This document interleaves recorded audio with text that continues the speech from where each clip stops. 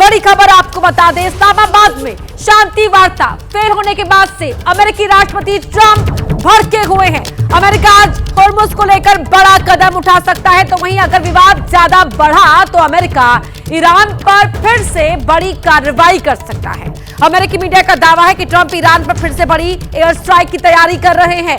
ये बड़ी खबर आपको बता रहे हैं, अमेरिकी मीडिया के हवाले से जो बड़ी खबर मिल रही है, ईरान पर एक बार फिर बमों की बारिश कर सकता है अमेरिका। ईरान पर बड़ी एयर स्ट्राइक की तैयारी में है अमेरिका। अमेरिकी अधिकारी के हवाले से ये मीडिया रिपोर्ट सामने आई है। तो ये बड़ी खबर आपको बता रहे हैं, होर्मुज पर हुंकार अमेरिका भर रहा है, लेकिन ईरान ने साफ कर दिया है कि होर्मुज पर वो अपना नियंत्रण नहीं छोड़ेगा और अब ईरान पर बड़े एयर स्ट्राइक की तैयारी कर रहा है अमेरिका।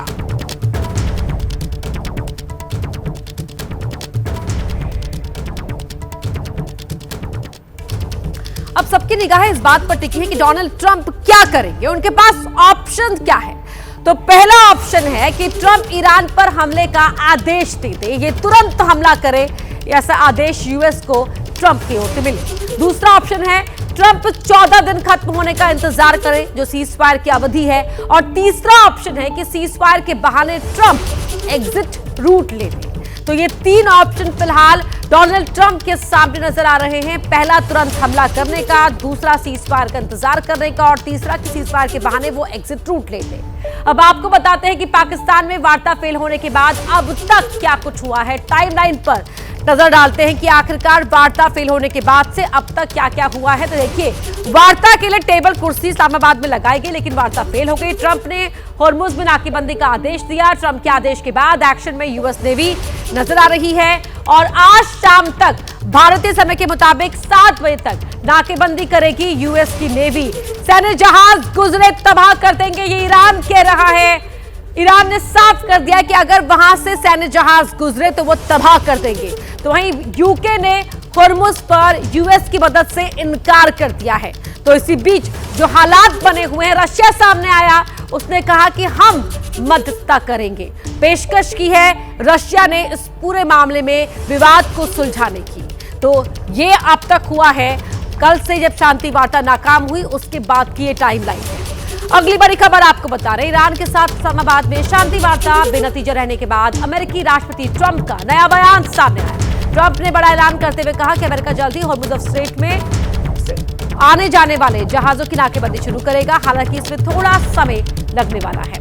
हालांकि ट्रंप ने तुरंत ही साफ कर दिया कि होर्मुज में ईरान के लगाए माइंस को साफ करने में अमेरिका को ज्यादा वक्त नहीं लगने वाला है और इसके लिए अमेरिका माइन स्वीपर जहाज होर्मुज की तरफ भेज रहा है, जिसमें उसका साथ ब्रिटेन के अलावा कई और सहयोगी देश देने वाले हैं। उनका यह बयान क्षेत्र में तनाव को और बढ़ाने वाला माना जा रहा है। ट्रंप ने यह भी धमकी दी थी कि जो कोई भी होर्मुज में अवैध टोल का भुगतान करेगा उसे समुद्र में सुरक्षित आवागमन की अनुमति नहीं मिलेगी।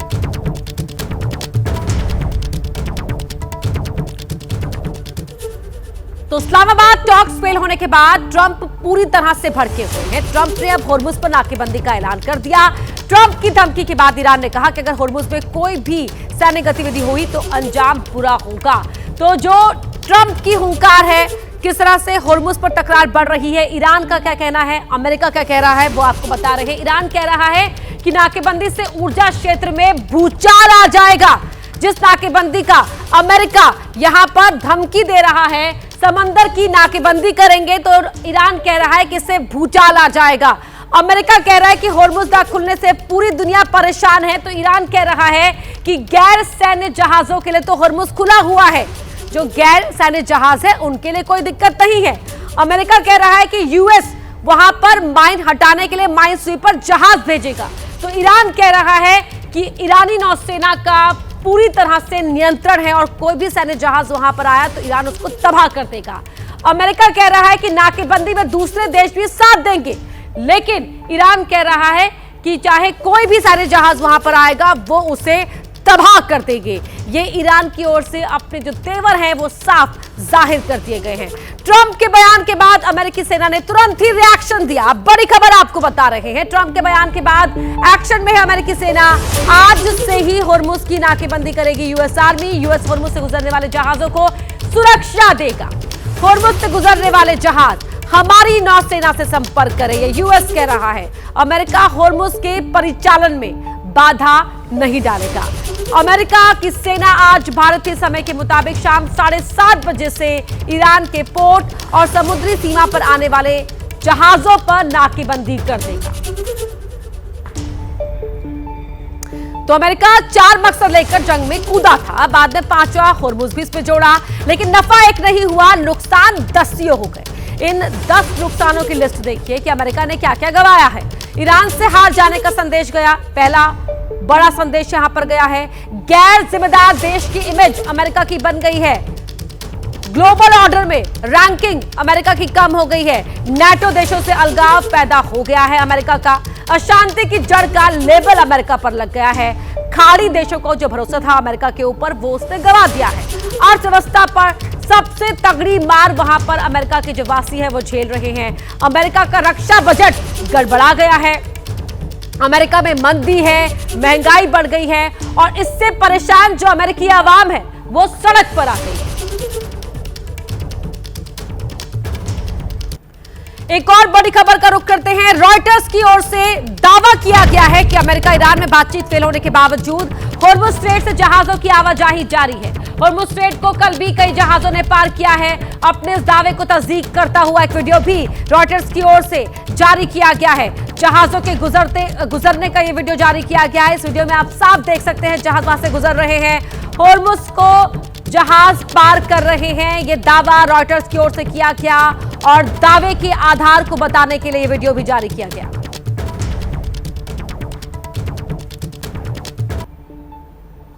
तो ट्रंप की धमकी पर एक और बड़ी खबर आ रही है। ईरानी मीडिया के हवाले से ये बड़ी खबर आपको बता दें, ईरान के सरकारी मीडिया के हवाले से बड़ी खबर है। होर्मुज पर ईरान ने अमेरिका को चेतावनी दी है, बाब अल मंडेब स्ट्रेट को भी बंद कर दें। होर्मुज पर कार्रवाई हुई तो बंद होगा बाब अल मंडेब। ट्रंप की धमकियों की कोई विश्वसनीयता नहीं है। ट्रंप की धमकियों का कोई मतलब नहीं है। ट्रंप लगातार स्ट्रेट ऑफ होर्मुज पर भी एक्शन की धमकी दे रहे हैं और अगर ट्रंप ने कोई भी हरकत की तो फिर वो बाब अल मंडेब भी बंद कर देगा, ये कहना है ईरान का।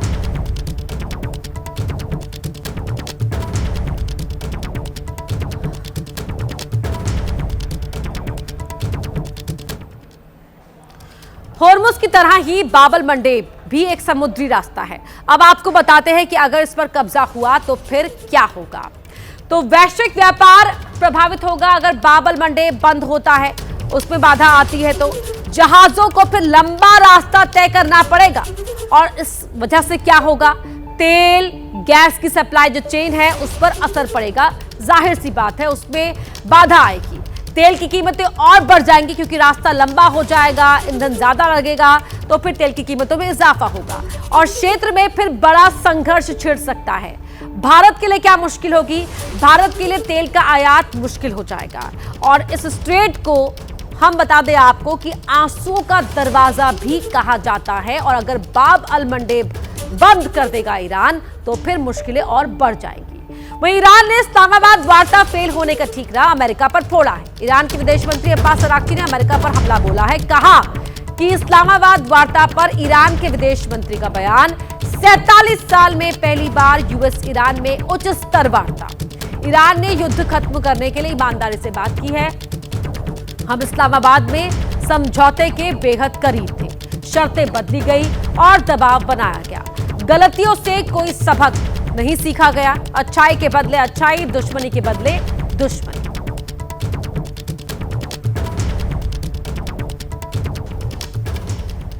ईरान और अमेरिका की बातचीत फेल होने और ट्रंप के बयानों के बाद एक बार फिर से कच्चे तेल की कीमत में उछाल आया है। कच्चे तेल के दाम में 8% की बढ़ोतरी दर्ज की गई है। होर्मुज पर ट्रंप की धमकी से कच्चे तेल के दाम बढ़ गए हैं। कच्चे तेल की कीमत में एक बार फिर से उछाल देखा गया है। कच्चे तेल की कीमत $102 प्रति बैरल के पार पहुंच गई है, करीब 8% का इजाफा। यूएस में कच्चे तेल की कीमत $105 पार पहुंची है। फरवरी के अंत में महायुद्ध से पहले की अगर बात करें तो कच्चे तेल की कीमत लगभग $70 प्रति बैरल थी, जो कई बार बढ़कर $119 के पार भी चली गई थी।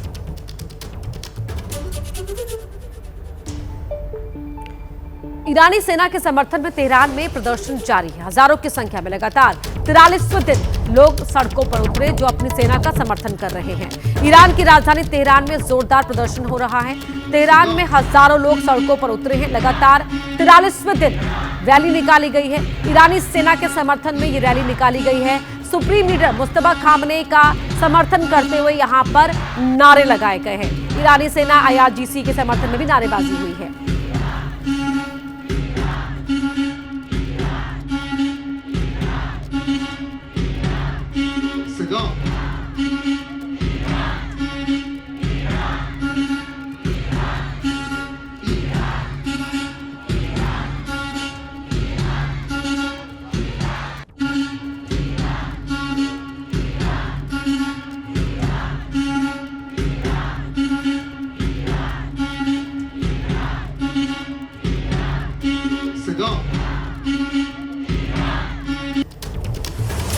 इजरायल के पीएम बेंजामिन नेतन्याहू ने लेबनान में कब्जे वाले क्षेत्र का दौरा किया और इजरायली सैनिकों से मुलाकात की। साथ ही नेतन्याहू ने बड़ा बयान भी दिया है। नेतन्याहू ने लेबनान में कब्जे वाले क्षेत्र का दौरा किया। लेबनान का इजरायल के पीएम नेतन्याहू का यह बड़ा बयान। आतंकी शासन के खिलाफ जंग अभी जारी है। हमने मिडिल ईस्ट का नक्शा बदल दिया है। इजरायल पर आने वाले बड़े खतरे को टाल दिया है। तो सीजफायर के बीच नेतन्याहू ने एक बार फिर से धमकी दी है। इजरायली कब्जे वाले लेबनान इलाके में दौरे के दौरान नेतन्याहू ने कहा कि इजरायली पीएम आतंकी शासन के खिलाफ जंग जारी है। हमने मिडिल ईस्ट का नक्शा बदल दिया है, बफर जोन बनाकर खतरे को टाल दिया है। सभी मोर्चों पर हम अस्तित्व की लड़ाई लड़ रहे हैं।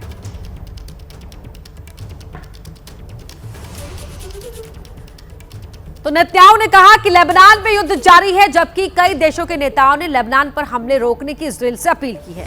इस बीच पोप लियो ने भी मांग की कि लेबनान में युद्ध विराम और अंतर्राष्ट्रीय कानून का सम्मान होना चाहिए।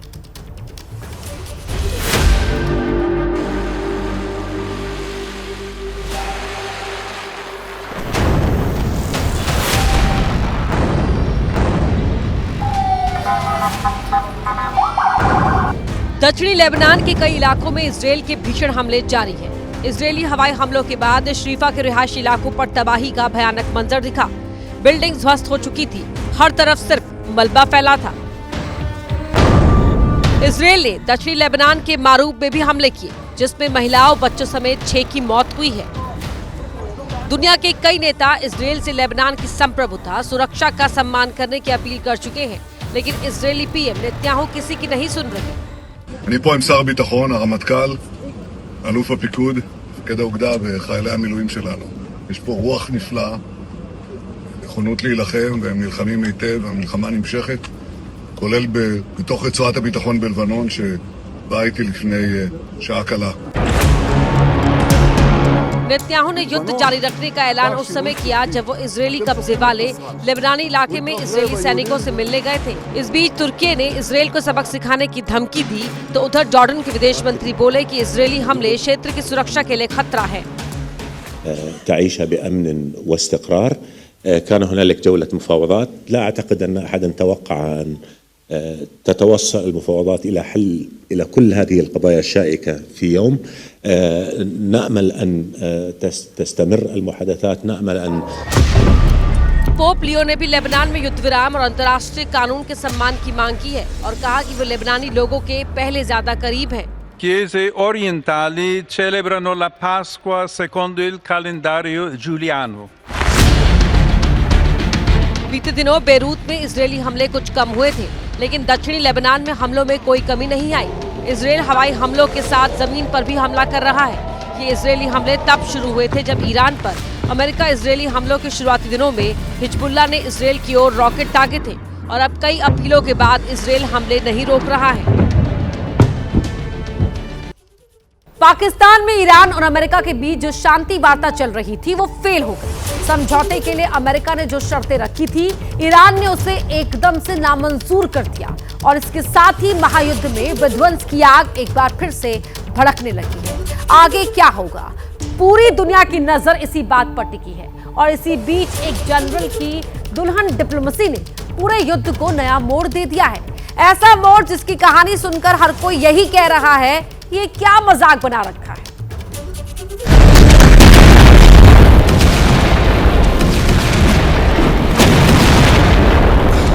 महाजंग की आग जब भी भड़कती है सब कुछ खाक हो जाता है। ईरान, इजराइल और अमेरिका की लड़ाई में भी यही हुआ है।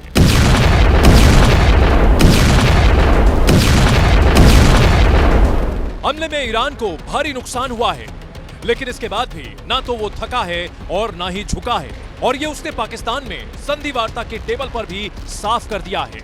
वार्ता टूट गई है, जंग की आग फिर से सुलगने लगी है। विध्वंस की आशंका से कूटनीति की चाल भी तेज हो गई है और अब इस महाजंग में युगांडा से जो खबर आई है उसने पूरी दुनिया में फैला दी है सनसनी।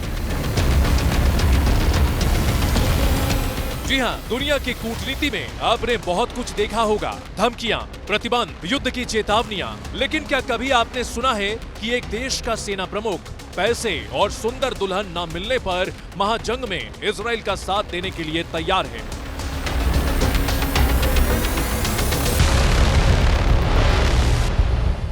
ना, चौंकिए नहीं, ये कोई मजाक नहीं, बल्कि अफ्रीका के देश युगांडा से आई वो खबर है जिसने अंतर्राष्ट्रीय राजनीति को हैरानी, विवाद और शर्मिंदगी के बीच खड़ा कर दिया है। वजह है युगांडा के सेना प्रमुख मुहुजी काइनेरुगाबा की अनोखी डिमांड, वो डिमांड जिसे सुनकर कोई भी सन्न रह जाए।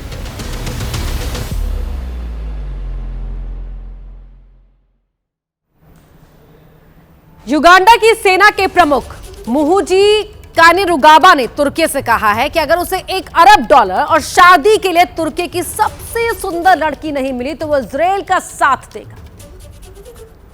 जरा सोचिए, एक तरफ अंतर्राष्ट्रीय रिश्ते, दूसरी तरफ व्यक्तिगत इच्छाएं। क्या ये कूटनीति है या सत्ता का अहंकार? और ये पहली बार नहीं है जब जनरल मुहुजी ने इस तरह की सनसनी फैलाई हो। साल 2022 जब मुहुजी ने इटली की प्रधानमंत्री जियोर्जिया मेलोनी से शादी करने के बदले में इटली को 100 गायें देने की पेशकश की थी, उस वक्त दुनिया हंसी थी, लेकिन अब मामला हंसी से निकलकर कूटनीतिक संकट बन चुका है। इस बार जनरल ने सिर्फ मांग नहीं रखी है बल्कि अल्टीमेटम भी दे दिया है, 30 दिन का समय वरना अंजाम गंभीर होगा। धमकी दी गई, कंपाला में तुर्की का दूतावास बंद कर दिया जाएगा, टर्किश एयरलाइंस को युगांडा के हवाई क्षेत्र में उड़ान भरने से रोक दिया जाएगा।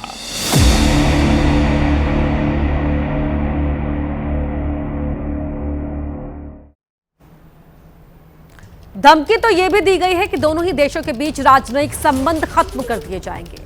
ऐसे में अब सवाल यह है कि क्या यह सिर्फ एक बयान था या इसके पीछे कोई बड़ी रणनीति छिपी है? क्या यह दबाव बनाने की कोशिश है या फिर सत्ता के नशे में दिया गया बयान? आपको बता दें कि जनरल मुहुजी काइनेरुगाबा कोई साधारण सैन्य अधिकारी नहीं है। वो युगांडा के राष्ट्रपति योवेरी मुसेवेनी के बेटे हैं, यानी सत्ता, परिवार और सेना तीनों का संगम। मुहुजी का आरोप है कि तुर्की ने मोगादिशु में इंफ्रास्ट्रक्चर प्रोजेक्ट से बड़ा फायदा उठाया, जबकि युगांडा ने करीब 2 दशकों तक अल शबाब के खिलाफ लड़ाई में सबसे ज्यादा बोझ उठाया। लेकिन इन आरोपों के बीच सबसे ज्यादा चर्चा में है मुहुजी की दुल्हन वाली मांग, जो न सिर्फ कूटनीति की मर्यादा को तोड़ती है बल्कि महिलाओं को लेकर एक बेहद आपत्तिजनक सोच को भी उजागर करती है। दुनिया भर में इस बयान की तीखी आलोचना हो रही है।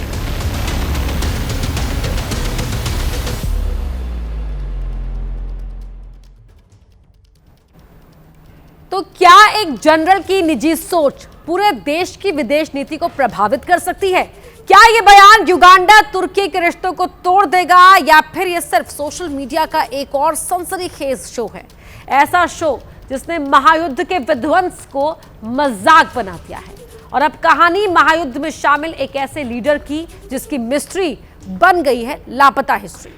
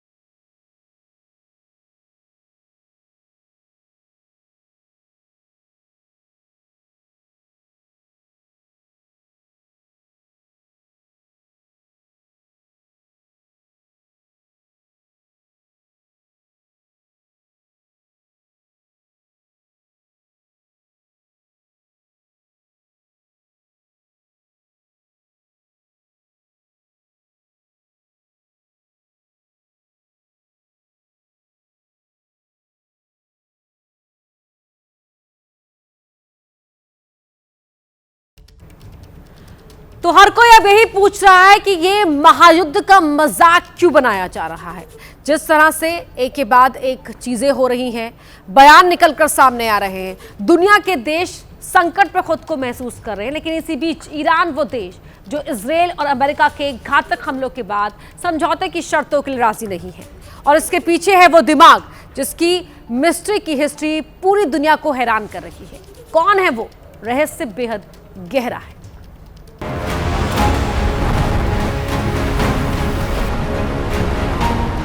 अट्ठाईस फरवरी जब ईरान पर शुरू हुआ था इजरायल और अमेरिका का घातक हमला,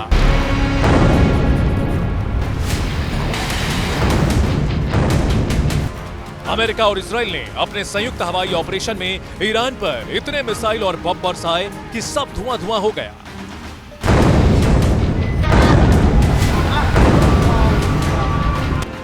ईरान को सबसे बड़ा झटका तब लगा जब हमले में सुप्रीम लीडर अली खामनेई मारे गए, और उसके बाद जिन्हें सर्वसम्मति से सुप्रीम लीडर चुना गया वो है मुस्तफा खामनेई।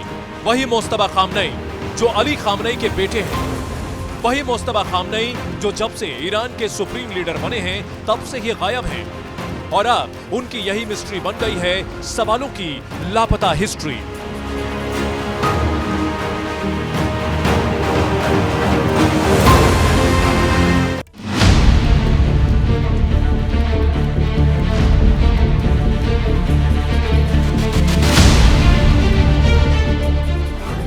क्या ये महज इत्तेफाक है या फिर इसके पीछे है रहस्यों की कोई खतरनाक हिस्ट्री?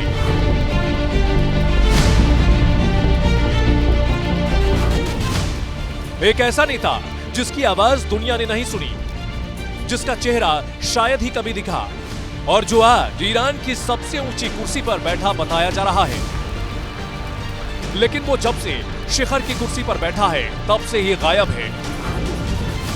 सवाल है कि क्या मुस्तफा खामनेई का सार्वजनिक रूप से गायब रहना सिर्फ सुरक्षा कारण है या इसके पीछे है सत्ता की कोई बड़ी रणनीति?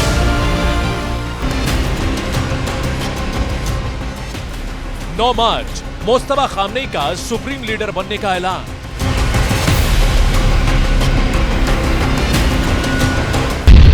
लेकिन उसके बाद सन्नाटा, ना कोई लाइव भाषण, ना कोई वीडियो और ना ही कोई तस्वीर, सिर्फ एक लिखित संदेश, और तभी से मुस्तफा खामनेई ईरान के एक इनविजिबल लीडर बन गए हैं। कहा जा रहा है कि वो पर्दे के पीछे से ही सब कुछ संभाल रहे हैं।